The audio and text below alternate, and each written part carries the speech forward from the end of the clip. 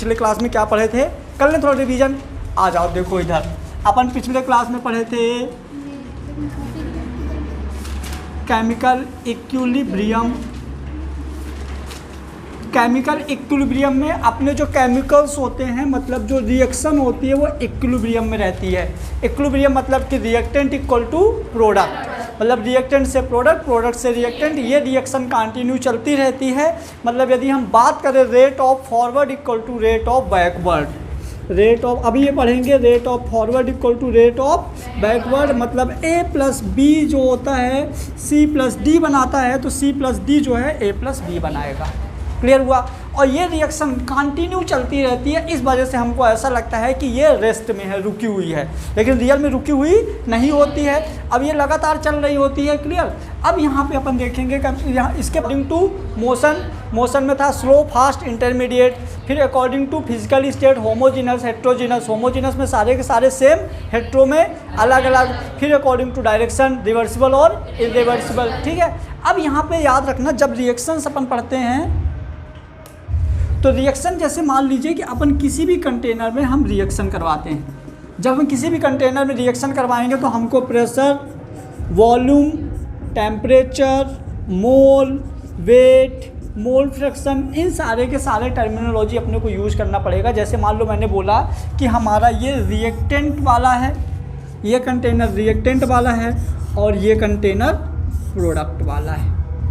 हमने nitrogen gas लिया और हाइड्रोजन गैस लिया, तो नाइट्रोजन गैस और हाइड्रोजन गैस में कौन सा ज़्यादा रिएक्टिव है, किसके ज़्यादा मोल है और रिएक्शन कब तक चलेगी, जो कि हमारा बना रहा है NH3।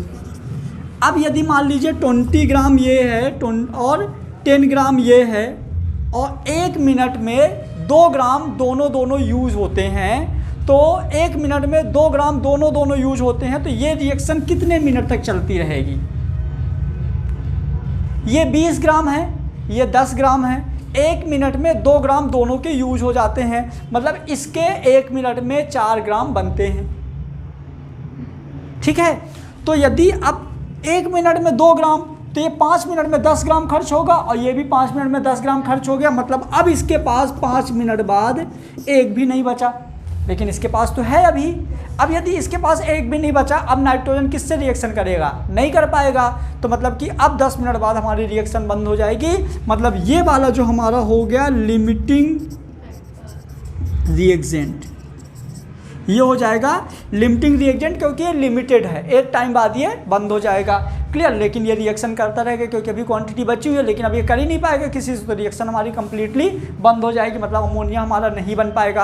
अब जब हम इस कंटेनर पे नाइट्रोजन गैस और हाइड्रोजन गैस को लेंगे तो ये दोनों इसकी वॉल पे एक प्रेशर लगाएंगे, जिसको हम बोल सकते हैं पार्शियल प्रेशर। अब प्रेशर किस हिसाब से लगाएंगे, जैसे मान लीजिए कि अपने को ये एक रूम है, इस रूम में हमने फुटबॉल रख दिए बहुत सारे, तो फुटबॉल कुछ अलग तरीके से प्रेशर लगाएंगे। अब इसी रूम में मैंने मान लो गोले होते ना फेंकने वाले, देखे होंगे पुलिस उलिस की तैयारी करते हैं, गोला फेंकते हैं ना, उस तरह के बड़े बड़े लोहे के गोले बहुत सारे इसमें रख दिए। तो दोनों के कंपेयर में यदि मान लो 200 लोहा रखे, लोहा के बॉल रखे और 200 फुटबॉल रखे, कौन सा ज़्यादा प्रेशर लगाएगा? ऑब्वियसली लोहे वाला। लोहे वाला प्रेशर क्यों लगाएगा? क्योंकि उसका मास ज़्यादा है। तो आपको बताना पड़ेगा कि ये ज़्यादा प्रेशर क्यों लगाएगा। इस तरह से जो क्वेश्चंस आते हैं, बहुत अच्छे क्वेश्चन बनते हैं, उसको अपने को यहाँ एक्सप्लेन करना है। ठीक है, खोल दो। चलो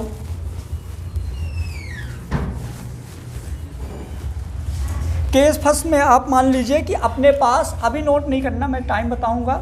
मान लीजिए कोई गैस है, एक गैस है ए, एक गैस है ए और एक गैस है बी।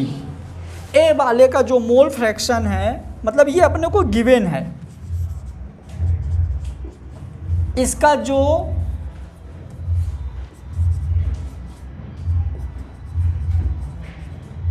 मोल फ्रैक्शन है, तो ए वाले का XA है और बी वाले का XB है। ठीक है।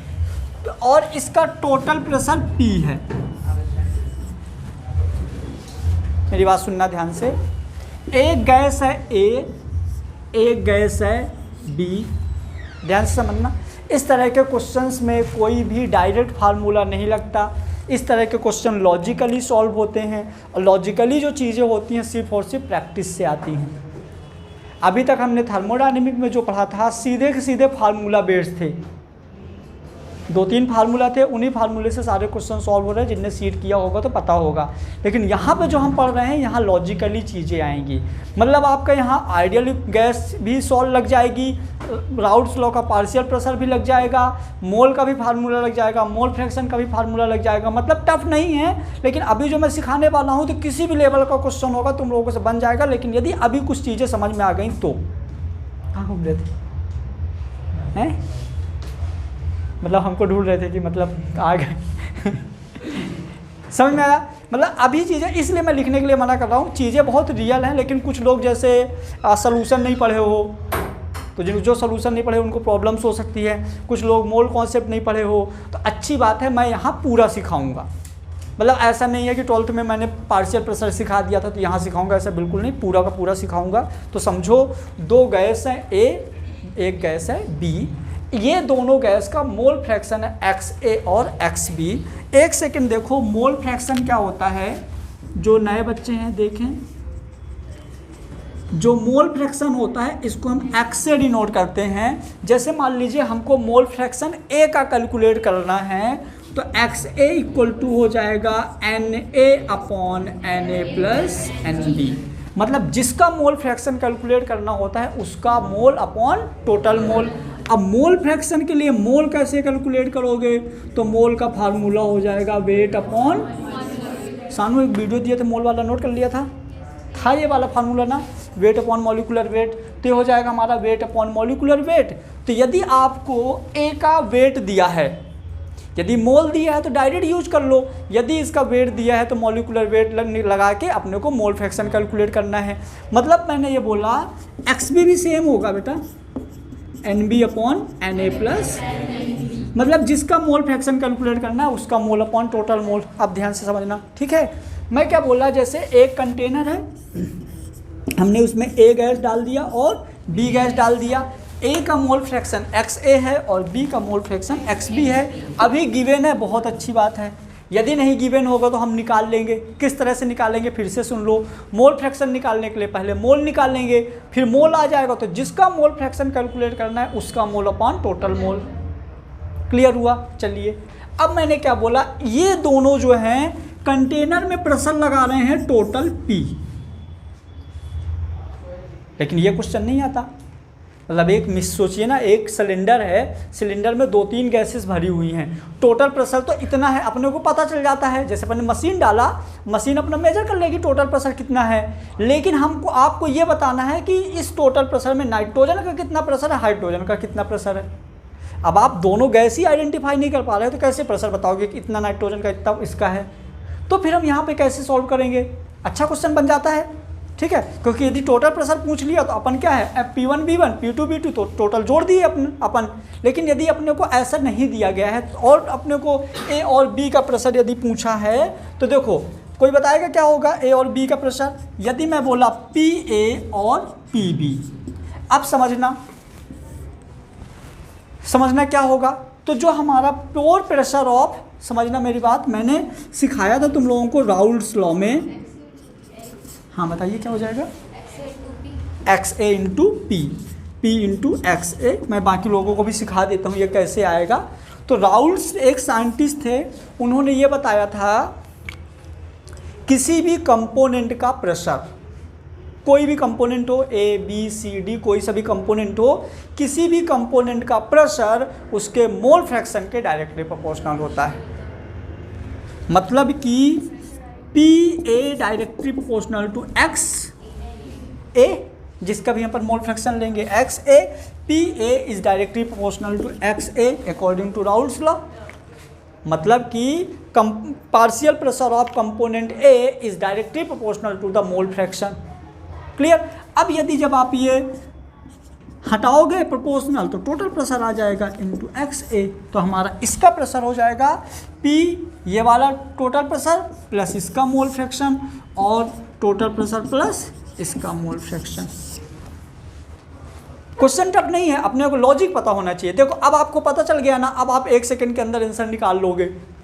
अभी मैंने बोला था एक कंटेनर में गैस मिक्सअप भरी हुई है, टोटल प्रेशर आपको पता है, ए और बी का प्रेशर निकालना है। दिमाग में आता है यार कैसे निकालेंगे, आ गया था ना। लेकिन अब देखो 1 सेकंड में बन जाएगा। हाँ बोलिए। हाँ इसी फार्मूले से निकाल देंगे। अब इसी को हम थोड़ा सा और ड्राइव करें तो P into N A upon N A plus N B, या P B equal to P into N B upon N A plus N B. Case first clear. Case first में क्या था, यदि दो अलग अलग गैस का मिक्सचर दिया हुआ है, अपने को टोटल प्रेशर निकालना है, लेकिन अलग अलग गैस का प्रेशर कैलकुलेट करने के लिए हम ये कर सकते हैं। नोट करो फटाफट केस फर्स्ट।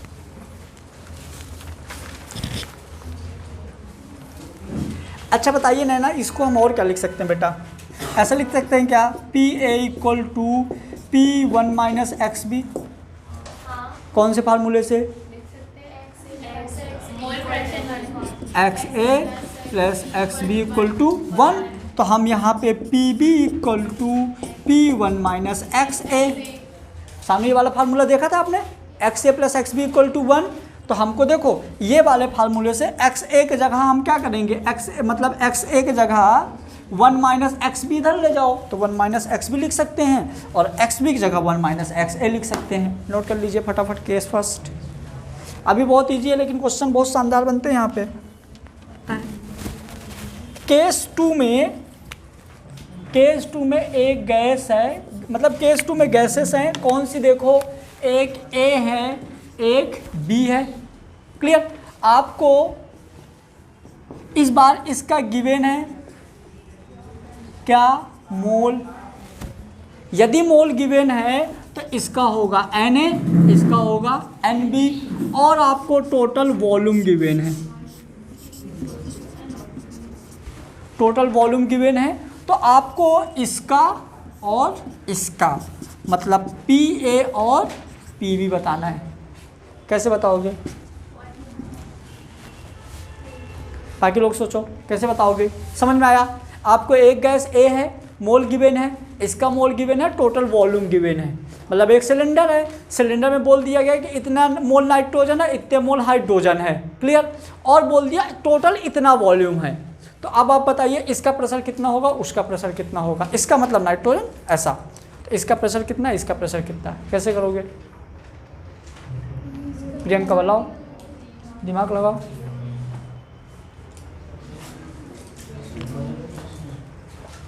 मतलब ऐसा कभी तो फीलिंग होता है यार कि आता होगा कि मेरा तो 90 प्लस है, अपन तो टैलेंटेड है, क्यों नहीं आता फीलिंग, किस किस को आता है।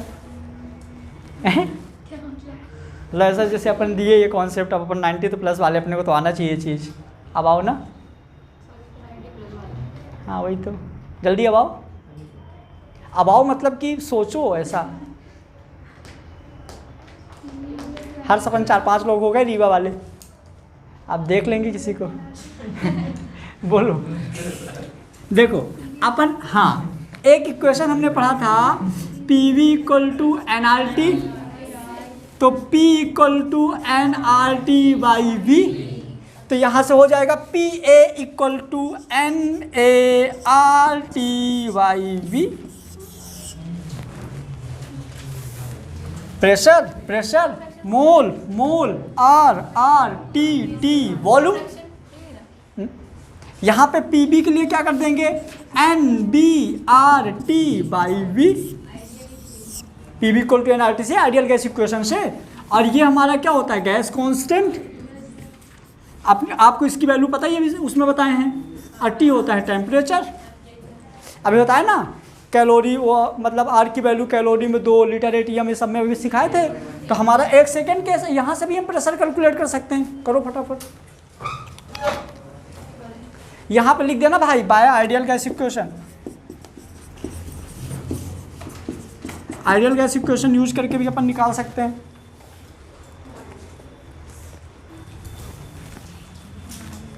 केस थर्ड देखो क्या है। गैस ही आपको दी हुई है, एक गैस ए और एक गैस बी। क्लियर। अब यदि हम वो बात करें बिफोर मिक्सिंग, मिक्स करने के पहले इसका प्रेशर था P1, वॉल्यूम था V1, इसका प्रेशर था P2, वॉल्यूम था V2। अब हम इन दोनों को मिक्स कर दिए एक कंटेनर में। मिक्स करने के बाद वॉल्यूम हो गया V, मतलब V1 प्लस V2, दोनों को वॉल्यूम। ठीक है, एक सेकंड रुक जाओ, हाँ ठीक है ना। तो इसका क्या होगा, आफ्टर मिक्सिंग इसका प्रेशर क्या होगा PA और इसका प्रेशर क्या होगा PB। यदि इस तरह का कभी क्वेश्चंस आ जाए और यहाँ पे प्रेशर कैलकुलेट करना हो मान लो, तो अपना एक बढ़िया फार्मूला है P1 V1 equal to P2 B, है ना।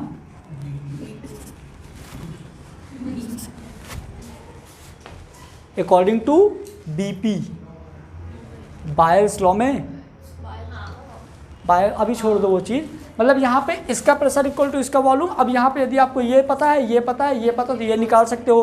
किसी भी चार में यदि 3 पता है तो एक अपन कैलकुलेट कर सकते हैं। अभी आप बताइए, मिक्स करने के पहले इसका प्रेशर और वॉल्यूम, मिक्स करने के पहले प्रेशर और वॉल्यूम, तो मिक्स करने के बाद इसका कितना प्रेशर और इसका कितना प्रेशर। सुनो भी मेरी बात, मिक्स करने के बाद जब आपने मिक्स कर दिया तो ये वाला जो है हमारा, मतलब A वाला B को कुछ डिस्टर्ब करेगा, B वाला कुछ A को डिस्टर्ब करेगा, मतलब इन दोनों का प्रेशर कुछ ना कुछ अलग हो जाएगा। जैसे मतलब अलग कंटेनर में इसका प्रेशर 20 था, अलग कंटेनर में इसका प्रेशर 40 था। मिक्स करने के बाद जो टोटल 60 प्रेशर बनेगा ना, तो इन दोनों का रोल अलग अलग रहेगा। डिपेंड करेगा कौन सा पार्टिकल ज़्यादा है, कौन सा कम है, किसी पार्टिकल का साइज कैसा है, इस पर डिपेंड करेगा। क्लियर। तो बताइए कितना होगा इसका प्रेशर,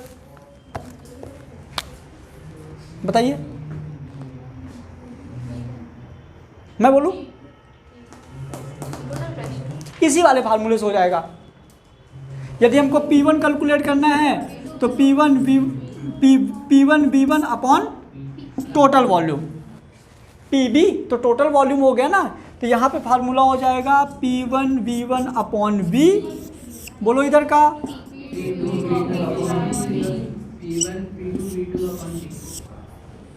अब इनको करो फिर दिखाते क्वेश्चन कैसे आते हैं फटाफट। यहाँ से टोटल वॉल्यूम ही आएगा क्योंकि अपना मिक्स हो गया ना कंटेनर में।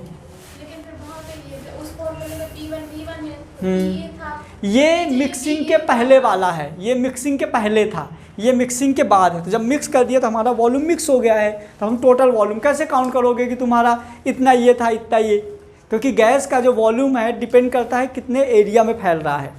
जैसे मान लो कि यदि इतना छोटा गुब्बारा है अभी, तो इतनी गैस है, इसी को बड़े गुब्बारे, इतनी गैस ही बड़े गुब्बारे में भरोगे तो पूरे में फैल जाएगी वो, तो वॉल्यूम चेंज हो गया ना। अपन एक और देखते हैं, नेक्स्ट 4th, है ना, कोई तो देख लो। केस 4th है,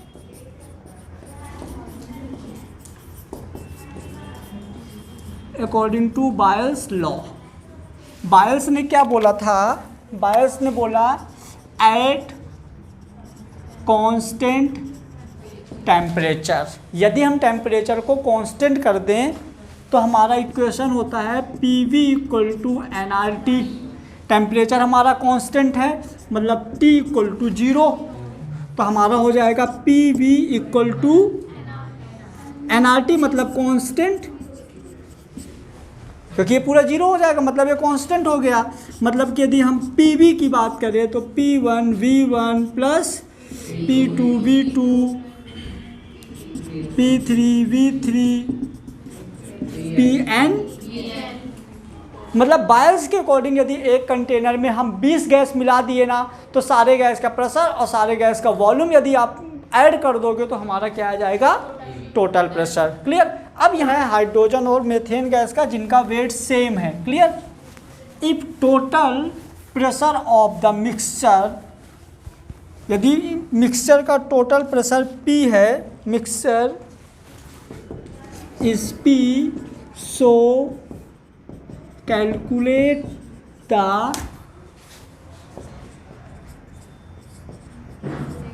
pressure of CH4 and pressure of H2,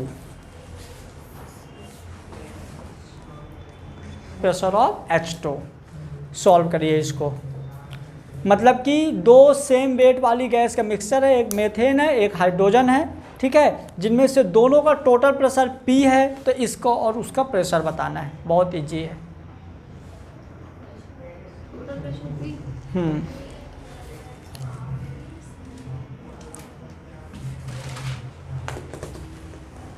यहाँ पे मोल भी नहीं गिवन है, मोल फ्रैक्शन भी नहीं गिवन है, ठीक है। देखो इसको मैं सॉल्व करवा देता हूँ, इसके बाद तुम लोग कर लेना। अपन गिवन है एक A और B, सुनना, या A हमारा कौन सा गैस है, CH4, B है हाइड्रोजन। यदि इसका मोल NCH4 होगा, इसका मोल NH2 होगा, जिनमें से टोटल प्रेशर अपने को क्या दिया हुआ है, P।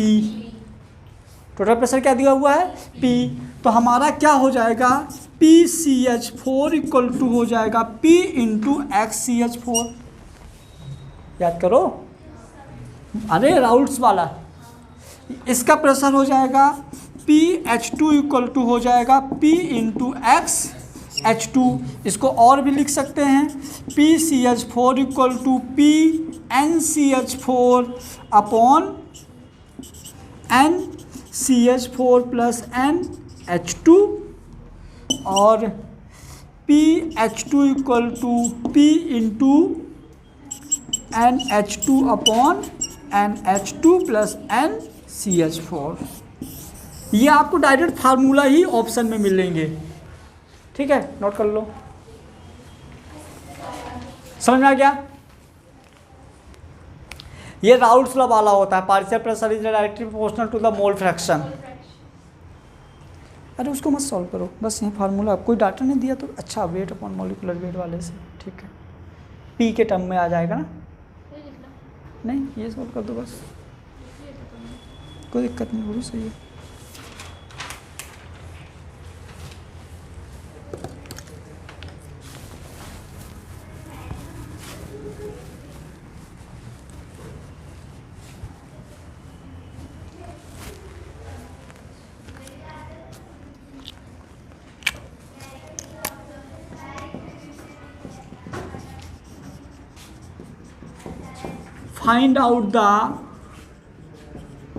find out the number 1 partial pressure of nitrogen and partial pressure of oxygen। तो पार्शियल प्रेशर ऑफ नाइट्रोजन और partial pressure of oxygen calculate करना है। करिए फटाफट, चालू बंद कर देना उसको। आ जाओ इधर, देखो इधर, जिनको नहीं आया इधर देखो, जिनको आ गया सॉल्व करो। देखो अपन देखते हैं अपना एक A एक B, क्लियर। A में हमको क्या दिया है 1.4 ग्राम नाइट्रोजन और B में दिया है 3.2 ग्राम ऑक्सीजन, ठीक है। अब यहाँ वेट दिया है तो पहले मोल में कन्वर्ट कर लेंगे, तो हमारा Na का मोल हो जाएगा 1.2, इसका मॉलिक्यूलर वेट होता है 28, पॉइंट हटा तो नीचे 0, 1/20, मतलब 1/20 तो 0 तो पॉइंट, एक और 0 तो 0, अब 20 पंचे 100, 0.05 मोल। इसके कितने आएंगे मोल, तो 3.2 डिवाइड बाई इसका मॉलिक्यूलर वेट 32, मतलब इसका भी एक 10 नीचे आ जाएगा तो ये पॉइंट हट जाएगा 1, मतलब कि 1/10 यानी 0.1, ठीक है। चलिए अब यहाँ पे देखो क्या था, PV इक्वल टू nRT, तो हमारा PA इक्वल टू हो जाएगा, PA इक्वल टू हो जाएगा nRT upon V, PB equal to हो जाएगा NBRT upon V।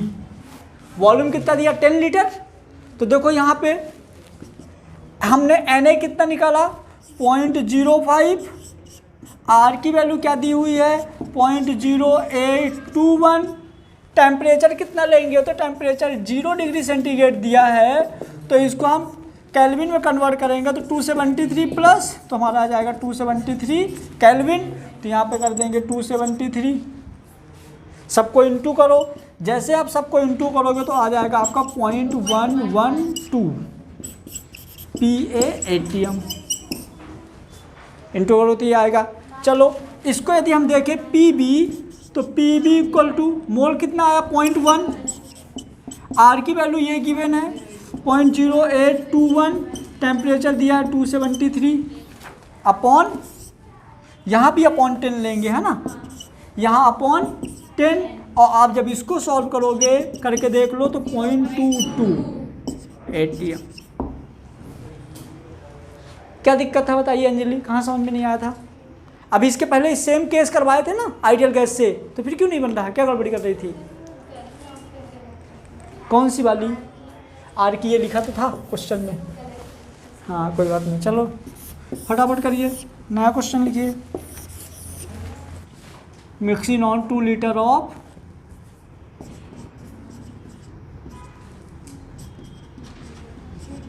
mixing on 2 liter of solution, find out the total pressure of mixture।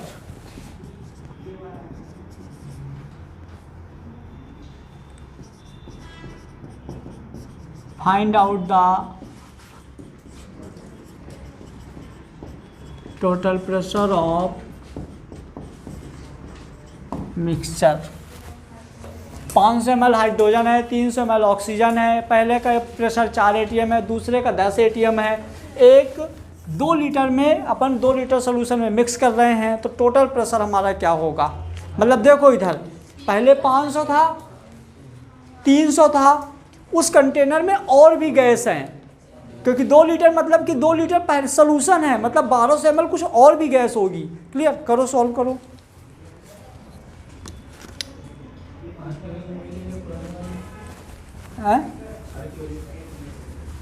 Are की value की ज़रूरत ही नहीं है।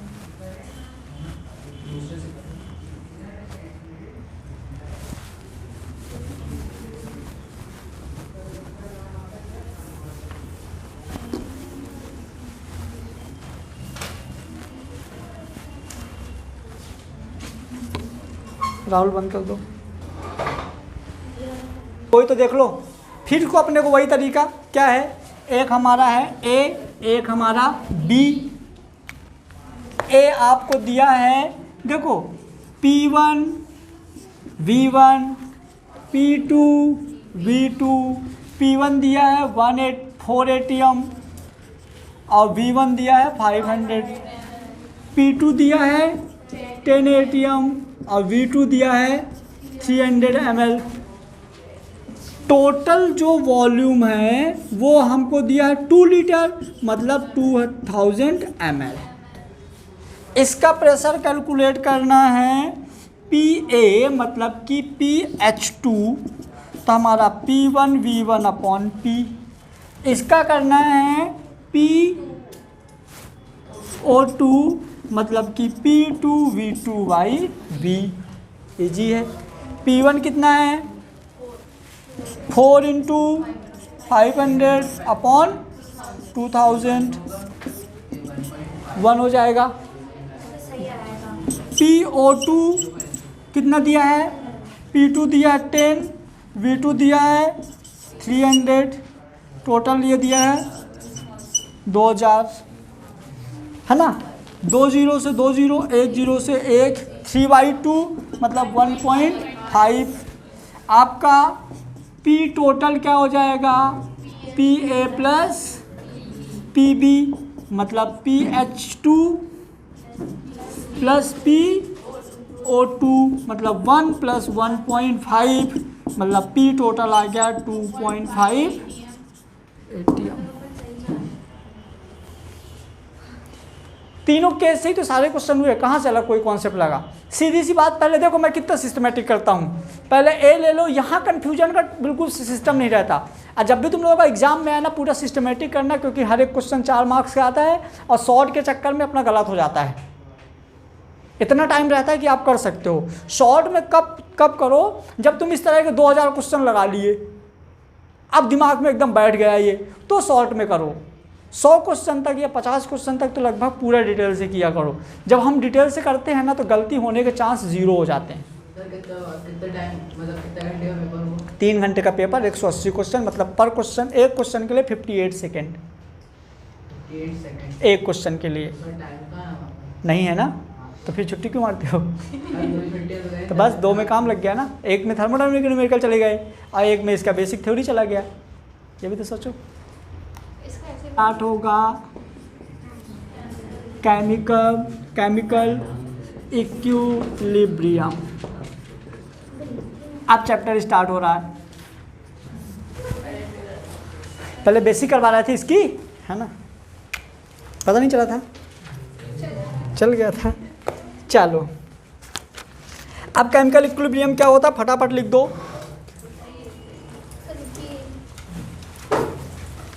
अरे चैप्टर नहीं, हेडिंग बना दो बस, चैप्टर तो वहीं स्टार्ट हो गया था। अरे यार तुम लोग बातों को दिल से ले लेते हो।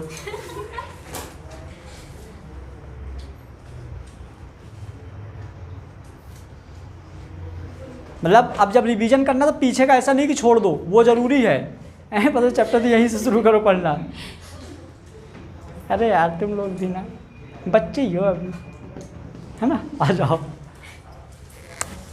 केमिकल इक्विलिब्रियम में सबसे पहले अपने को लिखो फॉर अप्लाई केमिकल इक्विलिब्रियम। इस चैप्टर में अपने को अप्लाई करना है केमिकल इक्विलिब्रियम।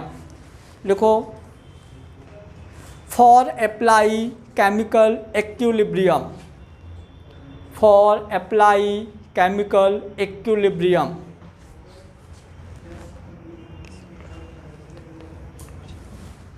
सेकेंड पॉइंट लिखिए, this equilibrium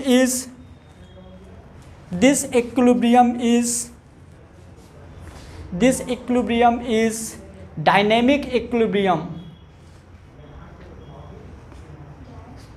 dynamic equilibrium, dynamic equilibrium because equilibrium condition is reaction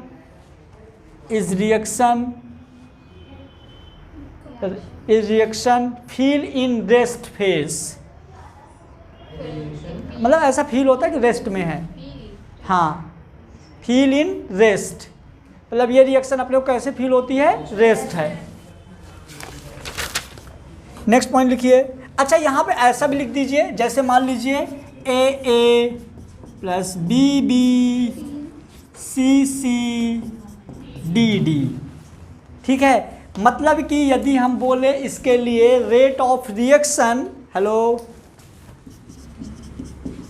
जो रेट ऑफ रिएक्शन होता है, तो रेट ऑफ रिएक्शन का डेफिनेशन होता है rate of reaction is the directly proportional to the concentration of reactant.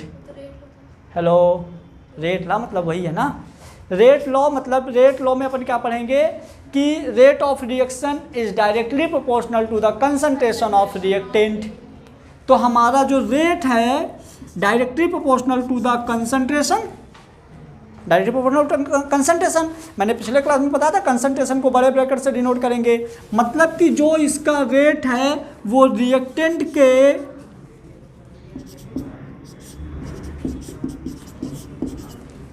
Directly proportional. तो यदि हम R को हटाएं तो K कांस्टेंट आ जाएगा A और B। क्लियर? अब सुनना मेरी बात ध्यान से, ये हमारा रिएक्टेंट है और ये हमारा प्रोडक्ट है। एक ऊपर लाइन एक नीचे, गलती नहीं है, जानबूझ के खींचो। अब ये हमारा रिएक्टेंट से ये बनेगा, तो ये हो गया R फॉरवर्ड। थोड़ा बड़े लिख दिया क्या? अब यदि इससे ये बन रहा है तो ये भी तो रिएक्टेंट है ये बनाने के लिए। हेलो, समझ गए? इसके लिए ये रिएक्टेंट है तो इसके लिए ये रिएक्टेंट है, तो ये हमारा बनेगा R बैकवर्ड। मतलब कि R फॉरवर्ड है, ये प्रोपोर्शनल हटेगा तो R फॉरवर्ड तो K फॉरवर्ड। यदि हम यहाँ पे बोलें R backward directly proportional to the, अब बैकवर्ड के लिए रिएक्टेंट ये हो गया, मतलब C की पावर C D की पावर D, तो R backward equal to K backward CC DD, ऐसा। अब यदि रिएक्शन हमारी इक्विलिब्रियम में है तो इक्विलिब्रियम के लिए हमारा होगा R forward equal to R backward, मतलब कि KF AA BB equal to KB CC DD ऐसे, ठीक है। अब यदि मैं बोलूं K forward upon K backward equal to CC DD AA और BB, बोलो कोई दिक्कत? कैसे होगी, इतने टैलेंटेड हो। इसीलिए ये हमारी क्या होती है इक्विलिब्रियम में, क्योंकि rate of forward equal to rate of backward. कोई दिक्कत आ जाएगा समझ में? मतलब जो हमारा रेट लॉ होता है, rate is the directly proportional to the concentration of reactant. तो इसके लिए जब ये बनता है तो रिएक्टेंट ये है, लेकिन कैसे रिवर्स हो रही है, तो ये बनाने के लिए रिएक्टेंट ये हो जाएगा। और इस तरह दोनों में यदि रिएक्टेंट चेंज होगा तो हम बोल देंगे एक रेट बोल देंगे फॉरवर्ड का, एक रेट बोल देंगे बैकवर्ड का। बहुत सारे स्टेटमेंट वाले क्वेश्चन आते हैं भाई। मान लो मैंने बोल दिया कि ये दोनों मिलके 100 ग्राम है, ये दोनों मिलके 80 ग्राम है, रिएक्शन फॉरवर्ड की बैकवर्ड। ये दोनों मिलके 80 ग्राम है, ये दोनों मिलके 100 ग्राम है, तो रिएक्शन फॉरवर्ड की बैकवर्ड, क्योंकि ये 80 है ये 100 है, इक्वल होगा ना, तो फिर इधर से इधर बनेगा। इधर प्रेशर यदि 90 है और इधर प्रेशर 20 है, तो रिएक्शन फॉरवर्ड की बैकवर्ड फॉरवर्ड, क्योंकि इधर से इधर। तो इस तरह के भी बहुत सारे कॉन्सेप्ट सिखाएंगे, बहुत बढ़िया क्वेश्चन इससे बनते हैं। मैंने पहले लेक्चर में जब स्टार्ट किया था एक झूठ बोला था, बहुत प्यार से याद करो, ये चैप्टर बहुत इजी है, लेकिन ऐसा पता तो चल ही रहा होगा। मतलब ऐसा बोल के बच्चों कॉन्फिडेंस बढ़ता है, यार इजी अपन तो टैलेंटेड समझ लेंगे। नोट करो, in equilibrium condition pressure, temperature, concentration, mole,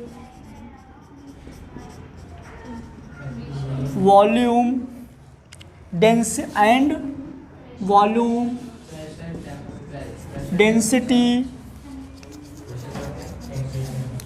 in equilibrium condition pressure, temperature, concentration, mole, volume, density and colour. लिखा तो है इधर, कलर इज कांस्टेंट। मतलब इक्विलिब्रियम के लिए प्रेशर, टेम्परेचर, कंसंट्रेशन, मोल, वॉल्यूम, डेंसिटी, कलर कांस्टेंट होता है। दूसरा पॉइंट,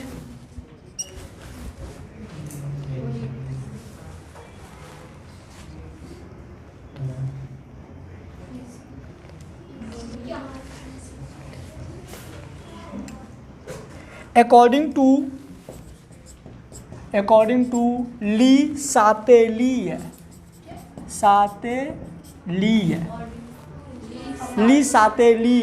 according to ली सातेली है, change in equilibrium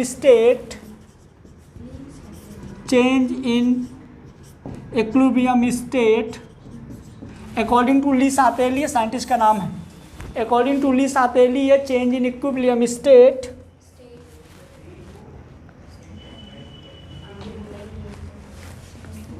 according to Lee Satelier change in equilibrium state, equilibrium displays on opposite direction. Equilibrium displays on opposite direction. Equilibrium displays on opposite direction.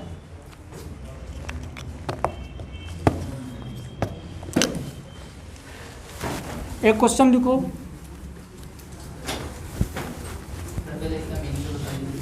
मतलब कि इन्होंने ली सातेली करके scientist थे, उन्होंने ये बताया कि यदि हम इक्विलिब्रियम की स्टेट को चेंज करें रिएक्टेंट से प्रोडक्ट में, तो वो एकदम अपोजिट होता है। जैसे हम रिएक्टेंट से प्रोडक्ट में जाएंगे, सेम टू सेम वही सेम ही बात है, एक ही बात है ना।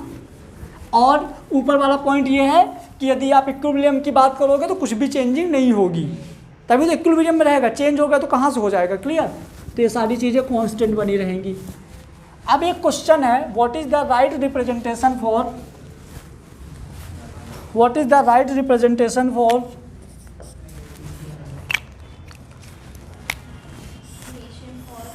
Chemical equilibrium. कौन सा केमिकल इक्विलिब्रियम के लिए राइट रिप्रेजेंटेशन है?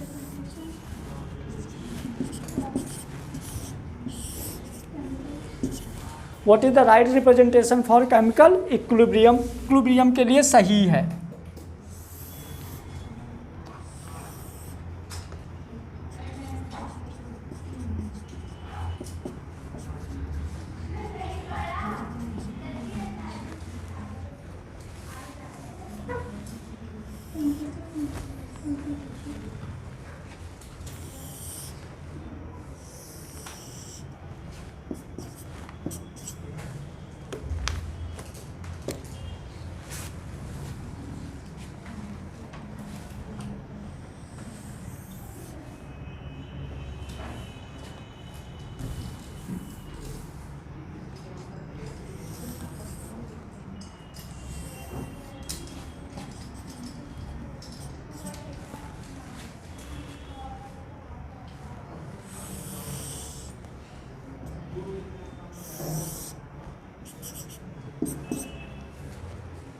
तो रिएक्टेंट पहले मैक्सिमम था, प्रोडक्ट जीरो था। जैसे रिएक्शन चलना शुरू की तो एक टाइम बाद रिएक्टेंट भी कांस्टेंट हो गया, प्रोडक्ट भी कांस्टेंट हो गया। कांस्टेंट मतलब रुका हुआ फील होता है, रुका हुआ फील होता है मतलब केमिकल इक्विलिब्रियम, मतलब पहला सही है। और दूसरा देखते हैं, एक टाइम बाद रिएक्टेंट भी यहाँ से मतलब कम होने लगा, प्रोडक्ट बढ़ने लगा। एक टाइम बाद दोनों कांस्टेंट, मतलब ये भी केमिकल इक्विलिब्रियम, मतलब ये भी सही है। हाँ, 3 भी हो सकते हैं। एक ये रिएक्टेंट है, एक टाइम बाद ये भी कांस्टेंट, एक टाइम बाद ये भी कांस्टेंट, मतलब ये भी सही है। 3 ऑप्शन सही है IIT।